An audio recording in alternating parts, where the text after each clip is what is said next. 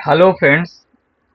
आज हम लोग जीएक्स डेवलपर सॉफ्टवेयर में सीखेंगे कंडीशनल जंप्स के बारे में और जो है सब रूटीन्स के बारे में। तो हम लोग देखते हैं, सॉफ्टवेयर ओपन करते हैं और देखते हैं कैसे ये होता है।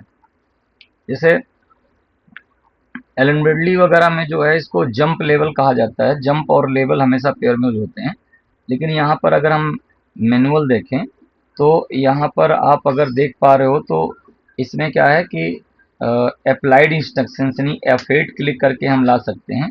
यानी प्रोग्राम का flow functions, program flow functions है।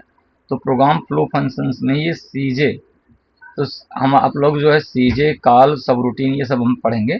तो सीजे जो है क्या है, कंडीशनल जंप। ये क्या है, सीजे क्या है, कंडीशनल जंप है। तो इसका फंक्शन क्या है, jump to the identified pointer positions. तो इसमें हमें एक वैलिड पॉइंटर देना है जिसमें उसको हम P0 से लेकर P63 तक का कोई भी एड्रेस हम डाल सकते हैं। और आपका जो है यहाँ पर हम उसको जंप यूज कर सकते हैं। तो एक हम जो है जो भी पॉइंटर हम लेंगे तो पॉइंटर पेयर में यूज होगा। जो आप जंप जहाँ मिलेगा वो फिर अपने लेवल पे जो है वो प्रोग्राम को एग्जीक्यूट करेगा। तो हम लोग इसको प्रैक्टिकली समझते हैं क्या हो रहा है। देखिए, हमने सबसे पहले सॉफ्टवेयर ओपन किया, एक हमने फाइल बना लिया और यहाँ पर हम देखते हैं। सपोज हम समझने के लिए कुछ प्रोग्राम बना लेते हैं। जैसे हमारा प्रोग्राम है, यहाँ पर हम कर रहे हैं कि एक लाइन हमने इंसर्ट कर लिया और यहाँ से हमने F5 यूज करके एक एनो कॉन्टेक्ट लिया और इसमें सपोज हमने डाल दिया x0 हमने डाल दिया। और यहाँ हमने एक F7 एक आउटपुट हमने लिया F7 और इसमें हमने मान लीजिए x0 से y0 हमने एक आउटपुट चला लिया। नेक्स्ट एक हमने लाइन लिया।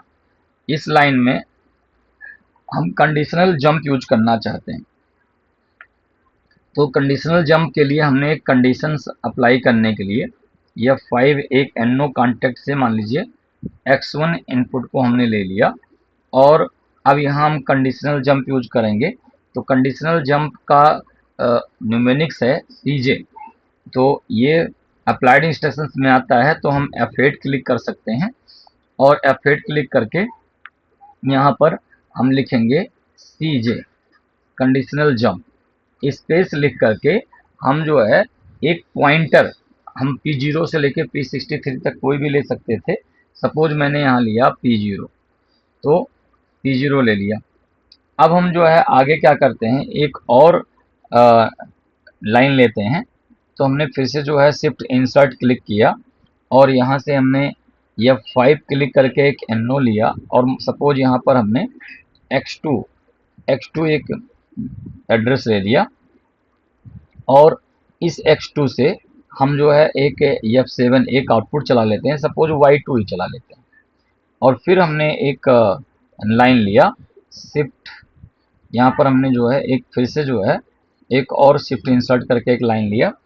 तो इस लाइन में हम क्या करते हैं, एक और इनपुट लेते हैं और वो इनपुट सपोज है F5 हमने लिया एक इनपुट के लिए और यहाँ पर हमने डाल दिया x3 लिखा और इससे हमने एक F7 एक आउटपुट यूज किया और वो आउटपुट मेरा है y3 मेरा आउटपुट है।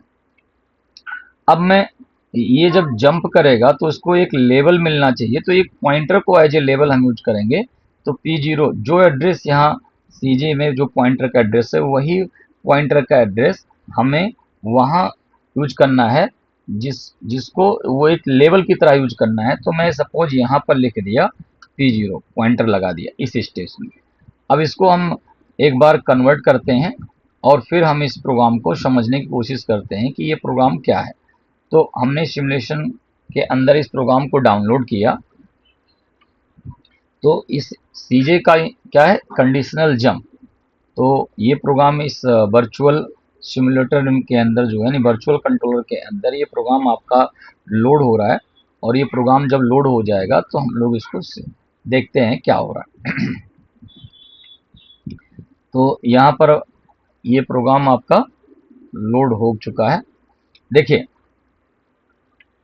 अभी जो हमने कोई कंडीशन नहीं दिया है तो आपका पूरा प्रोग्राम, जैसे प्रोग्राम की स्कैनिंग कैसे होती है, आपका ये left to right, top to bottom, इस तरीके से, जैसे आपका इधर गया, फिर नीचे की तरफ ही दूसरी लाइन में आया, तीसरी लाइन में आया, चौथे, इस तरीके से, और ये प्रोग्राम का एंड था।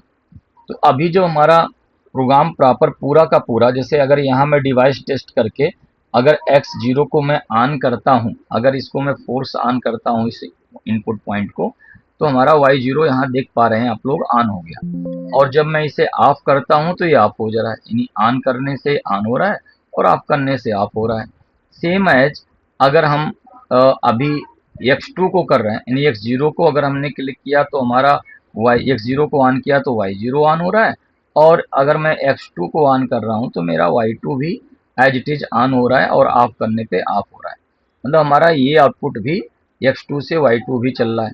और मैं थर्ड स्टेप में जाता हूँ, तो मैं अगर x3 को डिवाइस टेस्ट में जा करके अगर मैं यहाँ से फोर्स ऑन करता हूँ तो मेरा y3 भी ऑन हो रहा है, और ऑफ करता हूँ तो ये भी ऑफ आपका बंद हो रहा है।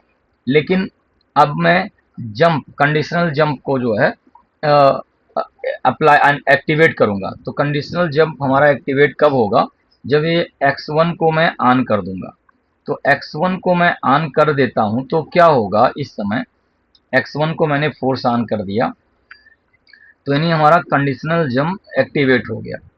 तो ये प्रोग्राम कैसे करेगा, प्रोग्राम जो है यहाँ, जैसे ये यहाँ जो कंडीशनल जंप है, इससे पहले अभी हमने एक लाइन बनाया था, या इसके ऊपर चाहे सैकड़ों लाइन बने हों, अगर बीच में और कोई कहीं कंडीशनल जंप नहीं लगा हुआ है तो आपका ये प्रोग्राम प्रॉपरली एग्जीक्यूट होगा। मतलब आपका यहाँ अगर मैं x0 को ऑन करता हूँ डिवाइस टेस्ट में जा करके, जब भी मैं x0 को ऑन करूँगा तो मेरा y0 ऑन भी हो रहा है ऑन करने पे, और ऑफ कर रहा हूँ तो ये ऑफ भी हो रहा है, यानी ऑन करने पे ऑन हो रहा है और ऑफ करने पे ऑफ हो रहा है। तो ये मेरा जो है ऑन ऑफ हो रहा है।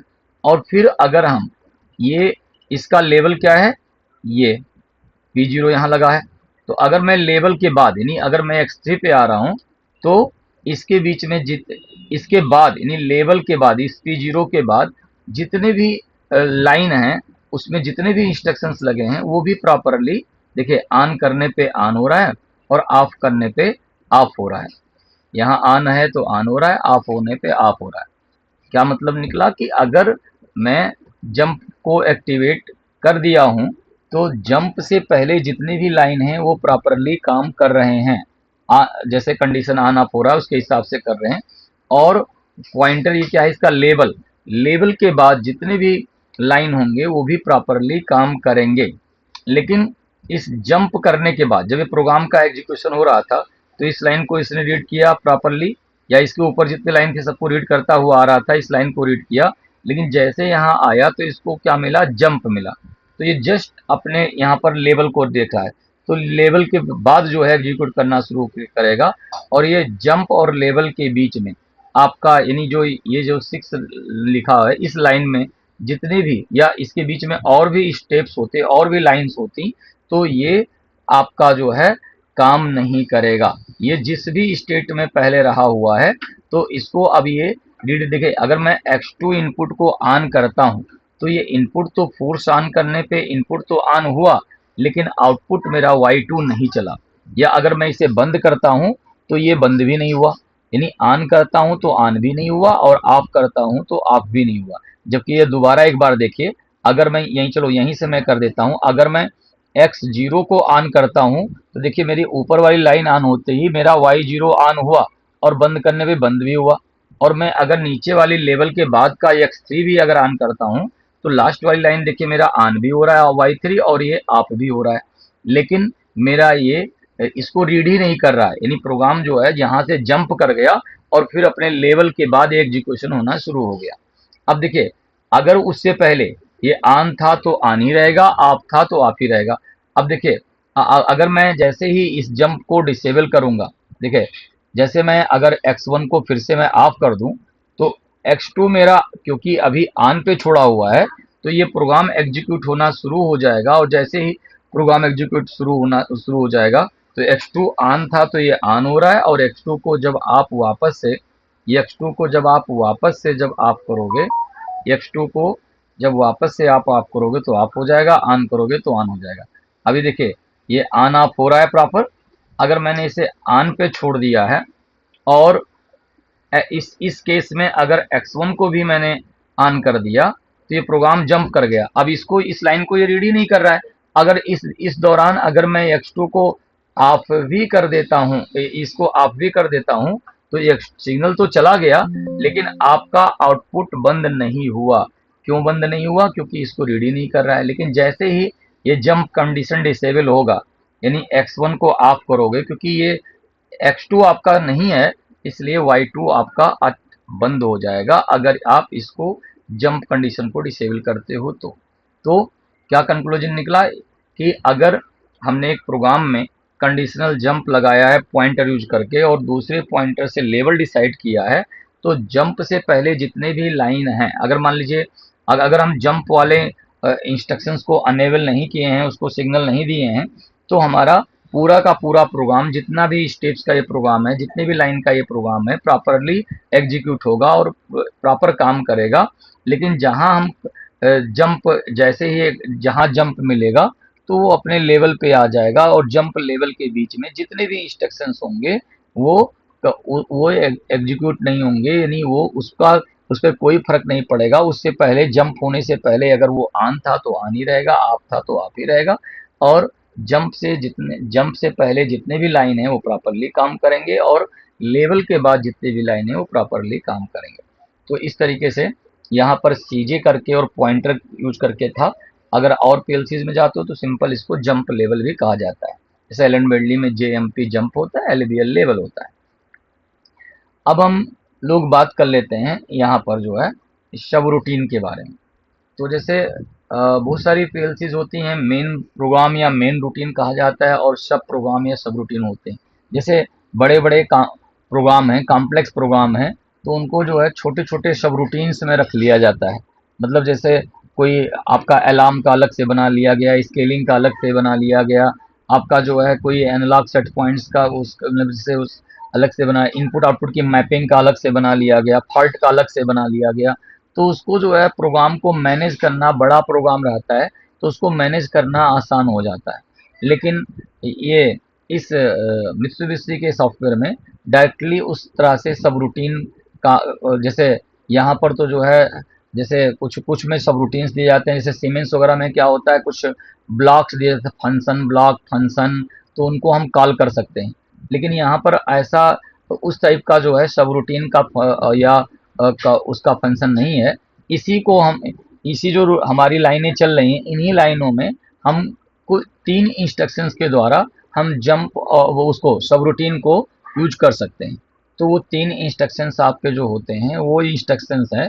एक रहेगा हमारा कॉल इंस्ट्रक्शंस, कॉल, और आपका जो है दूसरा रहेगा एफ इंड इंस्ट्रक्शंस, और तीसरा यस रिटर्न इंस्ट्रक्शंस। तो अगर आप पहले एक बार मैं इसको जो है आपको यहाँ पर दिखाता हूँ, जैसे जो इंस्ट्रक्शंस की मैं बात कर रहा हूँ कि मैं सब रूटीन यूज करना चाहता हूँ, तो सब रूटीन यूज करने के लिए हम ये 3 इंस्ट्रक्शंस यूज करेंगे, और वो 3 इंस्ट्रक्शंस जो आपके होंगे, जैसे मैं यहाँ पर आपको एक बार दिखाऊं मैनुअल में। तो अभी हम लोगों ने यहाँ पर देखा, जैसे ये अप्लाइड इंस्ट्रक्शंस में हम देख रहे थे और प्रोग्राम फ्लो को देख रहे थे, तो कंडीशनल जंप था। तो ये call, C A double L यहाँ पर इसका न्यूमेनिक्स है। तो कॉल का मतलब है कॉल सब रूटीन, कॉल सब रूटीन, और यस रिटर्न ये लास्ट में लगेगा, ये सब रूटीन रिटर्न फंक्शन है। और आपका एफ इंड है, आपका जो है फर्स्ट इंड है। तो फर्स्ट इंड है, तो यहाँ पर अगर आप देख सकते हैं जैसे अगर हम कॉल की बात करें, तो यहाँ पर इस तरीके से, जैसे ये आपका कॉल फंक्शंस होगा यहाँ पर, जैसे नीचे अगर आप देखेंगे तो यहाँ पर आएगा कॉल फंक्शन। तो कॉल फंक्शंस का मतलब है call subroutine execute the subroutine program starting at the identified pointer position, यानी इसमें भी आपको कॉल के लिए भी आपको पॉइंटर का यूज करना पड़ेगा।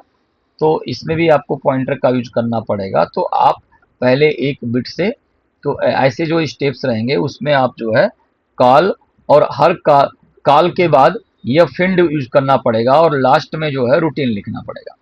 यानी आपका पहले आप कॉल लगाओगे, कॉल फंक्शंस के बाद में आप ये फिंड लगाओगे, और फिंड के बाद में आपका जो सब रूटीन लिखोगे, और वो सब रूटीन जो है रिटर्न फंक्शन से यूज होगा। तो आप मल्टीपल सब रूटीन्स और मल्टीपल कॉल और मल्टीपल सब रूटीन फंक्शंस यूज कर सकते हो।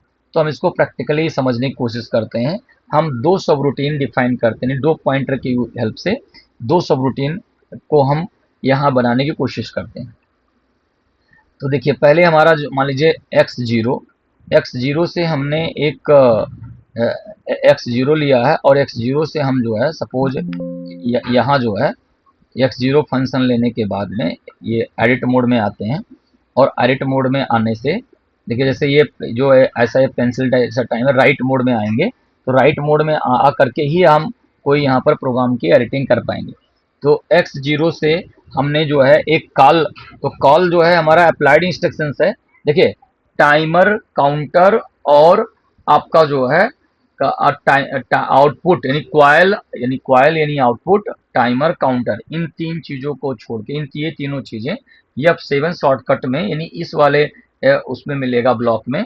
और आपका बाकी जितने भी इंस्ट्रक्शंस हैं, देखिए ये जितने भी एप्लीकेशन इंस्ट्रक्शंस हैं वो सब कुछ जो है मिलेगा F8 में। तो अगर हमें कोई भी एप्लीकेशन इंस्ट्रक्शंस लाना है तो हमें यहाँ से F8 क्लिक करना पड़ेगा। तो F8 क्लिक करके, या वहाँ पर हम डायरेक्टली यहाँ कॉइल के बगल वाला ब्लॉक यूज कर सकते हैं। तो यहाँ से हम क्या फंक्शन यूज करना चाहते हैं, कॉल। तो हम कॉल करेंगे कॉल फंक्शंस और स्पेस देके एक पॉइंटर P0 को। अब जैसे हमें जितने सब रूटीन यूज करने हैं तो हम उतने कॉल यूज कर सकते हैं। अब जैसे मान लो x0 से हमने कॉल किया P0 को, और हमने जो है x1 से कॉल किया, x1 से हमने कॉल किया जो है CALL कॉल किया P1। तो हमने दो पॉइंटर को कॉल कर लिया। और यहाँ पर मैं एक आपका जो है एफ इंड लगाता हूँ। तो मैंने यहाँ पर शिफ्ट इंसर्ट करके यहाँ से हम जो है F8 दबा करके एफ इंड फंक्शन लगाते हैं, एफ इंड। तो कॉल यूज करने के बाद हमें एफ इंड लगाना पड़ेगा बिना किसी कंडीशंस के। तो और ये हमारा कंडीशनल कॉलिंग है। जब x0 ऑन होगा तो P0 पॉइंटर कॉल होगा, और आपका जब x1 ऑन होगा तो हमारा ये हमारा जो है P1 काउंट होगा। तो देखिए जैसे एक, चलिए हम क्या करते हैं कि यहाँ पर मान लीजिए कि एक पहला पॉइंटर हम जो है लगा रहे हैं। मान लीजिए पहला चलो ये x2 से y2 चल रहा है, इसको हम पहला पॉइंटर लगा देते हैं। तो हमारा ये पहला पॉइंटर हो गया P0। ये मेरा पहला पॉइंटर, नहीं जब x0 ऑन करोगे तो मेरा पहला पॉइंटर हो गया ये। अब इसको जो है हम रिटर्न, अब जैसे अगर मुझे एक ही लाइन देना है तो मुझे यहाँ पर जो है आपका जो है एक रिटर्न लगाना पड़ेगा, सब रूटीन का रिटर्न, यस आर टी लगाना पड़ेगा। तो हमने यहाँ पर शिफ्ट इंसर्ट यूज किया, और यहाँ पर हमने F8 एप्लीकेशन इंस्ट्रक्शंस है, तो यहाँ पर हम लगाएंगे SRET, एस रिटर्न। तो एस रिटर्न फंक्शन हमने कर लिया। तो ये P0 पॉइंटर जब कॉल होगा तो ये इस स्टेप पे आएगा, और इस स्टेप पे जो है जाने के बाद में x2 से y2 चलेगा, और यहाँ पर ये पहला फंक्शन, ये आपका पहला सब रूटीन आपका रिटर्न हो गया। अब मान लीजिए, देखिए मैं क्या करता हूँ कि मैं एक टाइमर भी लगा लेता हूँ। चलिए मैं यहाँ से एक शिफ्ट इंसर्ट, एक लाइन ये ले लिया, एक लाइन और ले लिया। चलिए मैं यहाँ पर क्या कर रहा हूँ कि ये हमारा नेक्स्ट पॉइंटर P1 है, और चलिए मैं यहाँ पर एक पॉइंटर फंक्शन, वो एक टाइमर फंक्शन लगा लेता हूँ। मान लीजिए हमने एक 10 सेकंड का टाइमर लगाया, तो 10 सेकंड का टाइमर लगाया तो टाइमर किस में मिलेगा, F7 में। तो मैंने यहाँ लिखा F7 और हमने लिख दिया T0 और K100, T0 K100।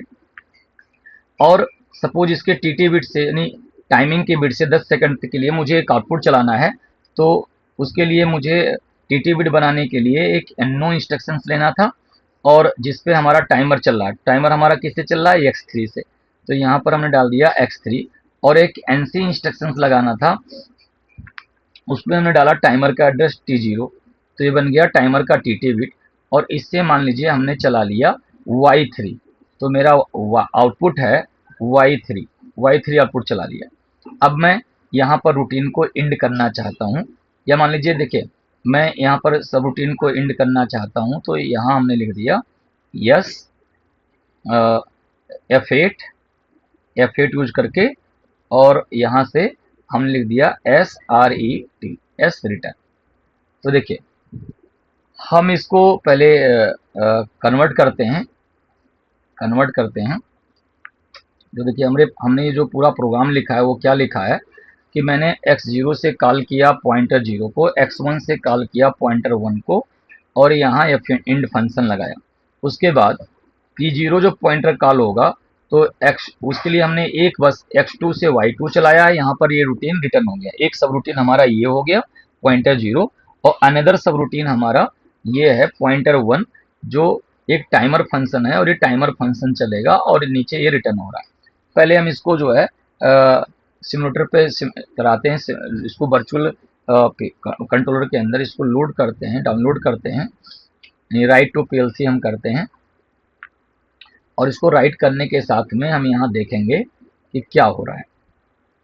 अब हम समझेंगे इसको। देखिए ये जो आपने X0 X1 जहाँ कॉल फंक्शन लिखे हो, इसको ये आपका मेन स्टेटमेंट है, मेन रूटीन है, और आपका जो है ये आपके पॉइंटर वाले जो हैं ये दोनों सब रूटीन है। पॉइंटर 0 वाला जो है एक सब रूटीन है, और पॉइंटर 1 वाला दूसरा सब रूटीन है। तो यहाँ दो सब रूटीन हो गए, और ऊपर वाला जो है जो जहाँ कॉल फंक्शन है वो आपका मेन स्टेटमेंट, मेन प्रोग्राम हो गया। अब अगर आप यहाँ देख पा रहे हो तो यहाँ से देखिए अभी हमने X0 X1 यानी ना तो पॉइंटर 0 को कॉल किया है ना पॉइंटर 1 को कॉल किया है। अब यहाँ अगर देख पा रहे हो तो मैं X2 को अगर डिवाइस टेस्ट में जा करके X2 को मैं ऑन करता हूँ, X2 को मैं फोर्स ऑन करता हूँ, तो आप देख पा रहे हो कि X2 तो ऑन हुआ, लेकिन आपका इसे Y2 यानी आउटपुट चलना चाहिए, लेकिन ये नहीं चला। इसलिए नहीं चला क्योंकि आप इसको जो है कॉल नहीं किया गया है। ये तब चलेगा जब पॉइंटर 0 अनेबल होगा। पॉइंटर 0 को अनेबल करने के लिए पहले आपको X0 को ऑन करना पड़ेगा। अब अगर ऐसे ही हम अगर यहाँ पर X3 को ऑन करते हैं तो हमारा ये टाइमर चलना चाहिए था, लेकिन हमारा ये टाइमर भी नहीं चलेगा। ये टाइमर आपका 0 है, ये टाइमर भी आपका X3 के ऑन करने पे नहीं चल रहा है। देखिए X3 तो आपका ऑन हुआ, ये दोनों ब्लॉक अनेबल हो गए, लेकिन आपका ना तो Y3 चला और ना ही टाइमर चला, क्योंकि ये आपका जो है एक्टिवेट ही नहीं है। तो हम देखते हैं बारी बारी। अगर मैं X0 सब रूटीन को ऑन कर देता हूँ, X0 को मैं कॉल करता हूँ, सब रूटीन X0 को मैं कॉल करता हूँ, यानी हमने यहाँ पर क्या लिखा X0 और X0 को जैसे ही मैं ऑन करूँगा, इसका मतलब कि हमारा पॉइंटर 0 यानी सब रूटीन 0 जो है हमारा, ये लाइन हमारा कॉल हो गया। मतलब X2 को मैं जब ऑन करूँगा तो Y2 ऑन होगा, और ऑफ करूँगा तो ऑफ होगा। तो देखो X2 के ऑन करने पे मेरा Y2 ऑन हो गया, और ऑफ करने पे ऑफ हो गया। तो मेरा ये सब रूटीन, ये पॉइंटर हमारा, अब चाहे इस पॉइंटर के नीचे चाहे 50 लाइन, यानी जब तक ये यस रिटर्न फंक्शन नहीं मिलेगा तब तक ये जो है आपका ये रूटीन प्रॉपरली काम करता रहेगा, चाहे एक लाइन हो चाहे 50 लाइन हो। तो ये आपका काम कर रहा है। लेकिन अगर मैं यहाँ से देखता हूँ और मैं X3 को ऑन करता हूँ, ये अभी भी जो है ये ऑन नहीं होगा। क्यों नहीं ऑन हुआ? क्योंकि हमारा जो है इसके ये पॉइंटर वन को कॉल करना पड़ेगा, और पॉइंटर वन को कॉल करने के लिए हमें x1 को कॉल करना पड़ेगा। अगर मैंने x1 को ऑन कर दिया, अब मेरा जब x0 x1 दोनों को ऑन कर दिया तो p0 p1 दोनों पॉइंटर हमारे अनेबल हो गए, मतलब दोनों सबरूटीन हमारे अनेबल हो गए। तो पूरे का पूरा प्रोग्राम अब प्रॉपर काम करेगा। यानी चाहे मैं x2 को यहाँ ऑन कर दूं, x2 को ऑन करूं तो x2 को ऑन करने से y2 ऑन हो रहा है, बंद करने से बंद हो रहा है। और मैं अगर x3 को ऑन करता हूं, और जब मैं x3 को ऑन करता हूं तो मेरा ये टाइमर चलना शुरू हो गया। अब ये 10 सेकंड तक हमारा टाइमर चलेगा। 10 सेकंड के बाद ऑटोमेटिकली ये हमारा आपका आउटपुट बंद हो जाएगा। अब देखिए दोनों सब रूटीन हमारे, अब देखिए आउटपुट हमारा बंद हो गया और ये वहां पहुंच गया, और बंद करेंगे तो बंद हो गया। दोबारा से अगर हम करते हैं तो ये टाइमर हमारा चलने लगा। और अगर हम ये हमारा आउटपुट भी दिखे, एक लाइन था, दूसरा लाइन भी हमारा अनेबल है, तो जितने भी इस पॉइंटर वन के बाद जितने भी लाइनें हैं वो सब अनेबल हो गए। तो ये सब रूटीन इस तरीके से इसमें हम यूज कर सकते हैं। अब था देखिए, जैसे जिस भी कंडीशन में था, जैसे मान लीजिए कि अगर ये ऑन था और बीच में किसी ने x0 को, ये जैसे इसका पॉइंटर कौन था, p1, आपका जो है x1 था, x1 को बंद कर दिया, तो देखिए जिस भी कंडीशन में था, यानी जहां भी था, ये ऑन था तो ऑन रहेगा, ऑफ था तो ऑफ ही रहेगा। ये 67 यानी 6.7 सेकंड तक ये चल चुका था, तो 6.7 सेकंड तक चला हुआ है। अब जब ये सिग्नल तो ऑन है, यानी सिग्नल को चाहे ऑन कर दो चाहे इसको ऑफ कर दो। देखिए x3 को अगर मैं ऑफ भी कर देता हूँ, x3 को मैं ऑफ भी कर देता हूँ, तो भी हमारा जो है कोई फर्क नहीं पड़ता, ये आउटपुट ऑन है, 67 पे रुका हुआ है। लेकिन अगर आप जैसे ही x1 को ऑन करोगे तो ये पॉइंटर हेल्दी हो जाएगा, और ये अपना फिर से वहीं से जो है एग्जीक्यूशन आपका जो है शुरू हो गया। जितना रिमेनिंग था उतने का उतना जो है ये आपका एक्टिव हो गया। उसके जितना चल चुका था चल चुका था, और जैसे जैसे वहीं पे रुका हुआ था, जैसे आपने इसे यूज किया तो ये एक्टिवेट हो जाएगा। तो इस तरीके से हम एक कॉल फंक्शन के थ्रू इसको कॉल और एफ इंड और आपका जो है रिटर्न, तो आपको ऐसे मल्टीपल, जैसे जो एफ इंड के पहले, कॉल के पहले, जैसे ये लगा रहा ऊपर जो है एफ इंड के पहले, वो सारे जो है मेन स्टेटमेंट, मेन फंक्शन हो गया, मेन रूटीन हो गया। और आपका जो है जो पॉइंटर के साथ में, यानी जितने जितने सब रूटीन बनाना है उतने कॉल फंक्शन यूज करने पड़ेंगे। और उस पॉइंटर के बाद जितनी लाइन होंगी, जहां तक रिटर्न नहीं, यस रिटर्न नहीं, आर ई टी नहीं लगाओगे, सब रूटीन रिटर्न नहीं लगाओगे, वहां तक जो है वो एक सब रूटीन माना जाएगा। और फिर जहां दूसरा पॉइंटर आपने इनिशिएट किया, वहां से आपका दूसरा सब रूटीन स्टार्ट होगा, और वो तब तक जाएगा जब तक इसका रिटर्न फंक्शन नहीं मिल रहा है। इसका रिटर्न फंक्शन यहाँ मिल रहा है, और वो इस तरीके से। तो आप इस तरीके से हम लोगों ने आज देखा जो है तो आपका कंडीशनल जंप और आपका जो है सब रूटीन फंक्शंस यूज करना जीएक्स डेवलपर सॉफ्टवेयर में। तो आज के उसके लिए इतना ही। Thank you for watching.